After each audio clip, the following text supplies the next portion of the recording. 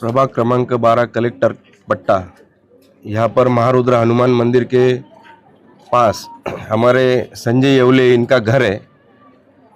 इनके घर पर आज दुर्दैवी ऐसी घटना हो गई। उनके घर की जो छत स्लैब था, वो स्लैब गिरकर उस स्लैब के नीचे उनकी माताजी और उनका 20 साल का लड़का, इन दोनों का दुखद निधन इस समय हुआ है। और घर में उस वक्त वो खुद मौजूद थे, उनकी पत्नी थी, उनकी बच्ची थी और उनकी माँ और बेटा, ऐसे 5 लोग इस परिवार के साथ यहाँ रहते थे। लेकिन दुर्भाग्य से इन दोनों का यहाँ पर आज निधन हो गया है। स्लैब की कमजोरी की वजह से ये दुर्घटना यहाँ पर हुई है।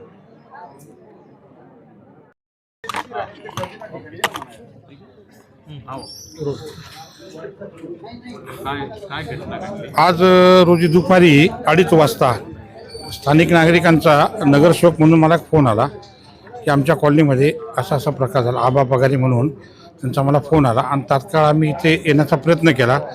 पण त्यावेळेस ते तिघं पेशंट घेऊन सटाण नाक्यावर सिव्हिल हॉस्पिटलला घेऊन आलेत। त्यांना आल्यानंतर डॉक्टरांना ज्यावेळेस डॉक्टरांनी बघितल्यानंतर ते मृत घोषित केले।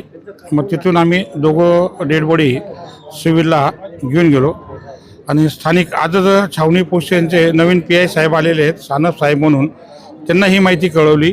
त्याच्यानंतर माननीय तहसीलदार साहेबांना ही माहिती कळवली आणि आमचे लाडके नेते गिरीश भाऊ महाजन यांच्या PNशी आमचं बोलणं झालं या विषयावर की आपत्कालीनमध्ये या परिवाराला आपल्याला काही मदत करता येईल का।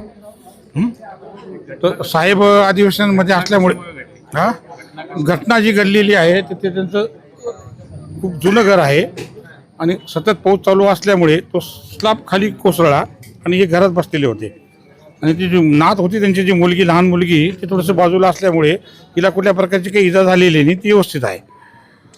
पण हे आम्ही माननीय गिरीश भाऊ महाजन यांच्याशी संपर्कात आहेत आणि आपत्कालीन व्यवस्थेमध्ये या परिवाराला आपल्याकडनं काही मदत करता येईल ती मदत आम्ही करणार आणि त्याच्यानंतर सकल वाणी समाजाकडनंही त्यांना एक मदतीचा एक मोठा हातभार लागणार आहे आणि आमच्यासारख्यांना जे वाटलं फुल ते फुलाची पाकळी म्हणून आम्ही त्यांना मदत करणार।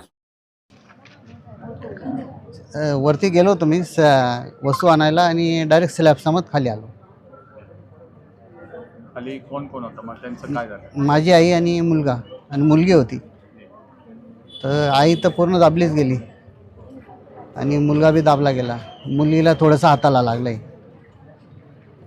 मुलगी साईडला होती ना, त्याच्यामुळे थोडंसं झालं।